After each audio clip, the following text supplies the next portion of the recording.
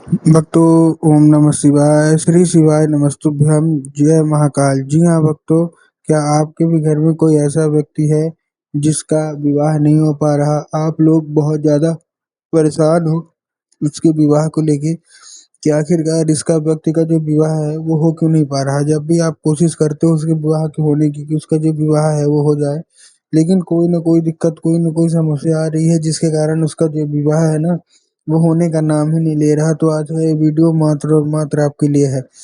क्या करना है, कैसे करना है, पूरा आपको समझाने वाला हूँ। तो बस उपाय ध्यान से सुन के अच्छे तरीके से करिएगा जरूर। अगर आपने आज का ये उपाय ध्यान से सुन के और अच्छे से कर लिया तो अवश्य रूप से जो कोई भी इच्छा है, जो कोई भी मनोकामना है, सारी की सारी इच्छा, सारी की सारी मनोकामना अवश्य रूप से पूरी होगी ही होगी। क्या करना है, कैसे करना है, पूरा आपको बताने वाला हूँ, अच्छे से आपको समझाने वाला हूँ। तो बस उपाय ध्यान से सुन के अच्छे से करिएगा ज़रूर। अगर आपने आज का ये उपाय ध्यान से सुन के और अच्छे तरीके से कर लिया तो अवश्य रूप से जो कोई भी इच्छा मनोकामना है, सारी की सारी मनोकामना पूरी होगी ही होगी। ठीक है, देखिए आपको भी पता है कि पूज्य गुरुदेव की जो कथा होती है, क्या होती है? पूज्य गुरुदेव की जो कथा होती है उसमें लाखों की भीड़ आती है, ठीक। और जब गुरुदेव की कथा में लाखों की भीड़ आती है तो वहाँ ज़्यादातर जो भक्त रहते हैं वो क्या करते हैं, पत्र के द्वारा अपनी मनोकामना गुरुदेव तक पहुँचाते हैं। तभी गुरुदेव की कथा चल रही थी, आज से 4 से 5 महीना पहले की बात है। गुरुदेव की कथा चल रही थी और गुरुदेव की कथा में लाखों की भीड़ आई। अब जब गुरुदेव की कथा में लाखों की भीड़ आई तो वहाँ ज़्यादातर जो भक्त थे ना उन्होंने क्या किया, पत्र के द्वारा अपनी मनोकामना गुरुदेव तक पहुँचाई।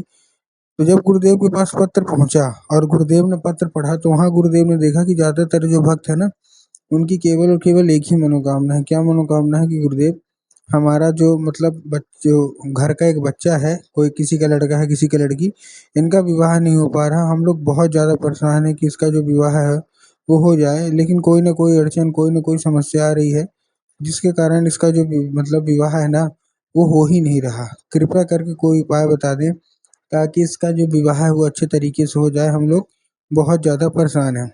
जब गुरुदेव ने देखा तब गुरुदेव ने 2 से 3 उपाय बताए और कहा केवल और केवल ये उपाय कर लेना, तुम्हारा जो भी बच्चा है, जो भी व्यक्ति है घर का, जिसका भी विवाह नहीं हो पा रहा, अवश्य रूप से उसका जो विवाह है वो होगा ही होगा।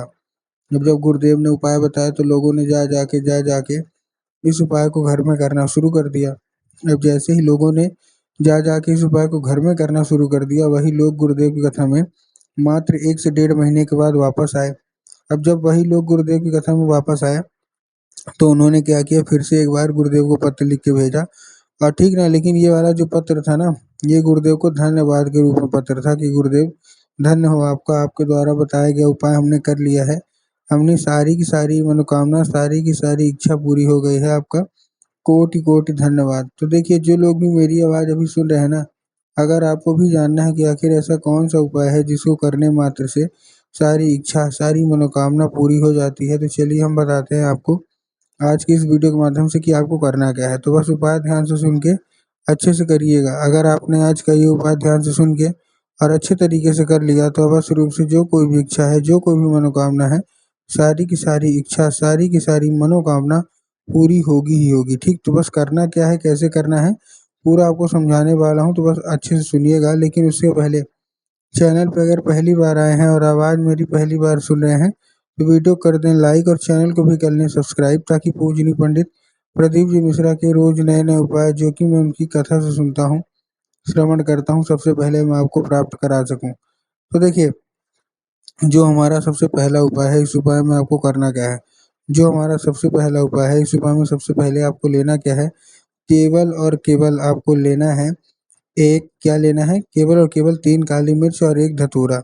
अब देखिए, काली मिर्च और काली तिल में ना बहुत सारे लोग कन्फ्यूज़ भी होते हैं कि काली तिल लें कि काली मिर्च लें, कृपया हमको थोड़ा अच्छे से बताएँ। तब गुरुदेव ने साफ-साफ बताया है कि आपको क्या लेना है, आपको लेना है काली मिर्च, ठीक? तो 3 काली मिर्च आपने ले लिया। अब 3 काली मिर्च लेने के बाद आपको क्या चाहिए, एक आपको चाहिए धतूरा। अब धतूरा आपने ले लिया, धतूरा लेने के बाद पहुँच जाना है आपको कहाँ, सीधा-सीधा शिव मंदिर। अब जैसे ही आप शिव मंदिर पहुँचेंगे आपको दक्षिण दिशा में खड़े होना है और उत्तर की ओर अपना चेहरा कर लेना है। देखिए, दक्षिण और उत्तर में भी बहुत सारे लोग कन्फ्यूज़ होते हैं कि दक्षिण क्या है, उत्तर क्या है। हमको थोड़ा साफ-साफ बताओ। तब गुरुदेव ने साफ-साफ बताया कि आप जिस भी शिव मंदिर जा रहे हो ना, उस शिव मंदिर का जिधर साइड जलाधारी होगा, आपको अपना चेहरा उधर साइड करके खड़े हो जाना है, ठीक? खड़े हो गए, खड़े होने के बाद आपको एक नाम लेके कौन-सा? महादेव का, बहुत ही सुंदर सा नाम है श्रम्भेश्वर महादेव। तो आपको करना क्या है, आपको श्रम्भेश्वर महादेव का नाम लेके उन्हीं का स्मरण करके आपको चुपचाप क्या कर देना है, आपको अर्पित कर देना है बस। पूज्य गुरुदेव कहते हैं कि अगर आपने श्रम्भेश्वर महादेव का ये उपाय कर लिया, तो अवश्य रूप से जो कोई भी इच्छा है, जो कोई भी मनोकामना है, सारी की सारी इच्छा, सारी की सारी मनोकामना अवश्य रूप से पूरी होगी ही होगी, ठीक? ये था कौन-सा? ये था हमारा पहला उपाय। अब हम चलते हैं अपने दूसरे उपाय की ओर। इस उपाय में आपको लेना क्या है? इस उपाय में आपको लेना है केवल और केवल आपको लेना है, आपको 11 लाल फूल ले लेना है। कितने लेना है? 11 लाल फूल। अब देखिए, जब आप 11 लाल फूल लेंगे तब आपको ध्यान रखना है कि जो फूल है वो कहीं से भी कटा-फटा या खंडित नहीं होना चाहिए, ठीक? फूल ले लिया, अब कहीं से खंडित नहीं होना चाहिए, पहली चीज़। दूसरी चीज़, एक किस्म का होना चाहिए। एक किस्म का मतलब अगर आप गुलाब का ले रहे हैं तो केवल और केवल गुलाब के लीजिए, अगर आप गुड़हल के ले रहे हैं तो केवल केवल गुड़हल के लीजिए।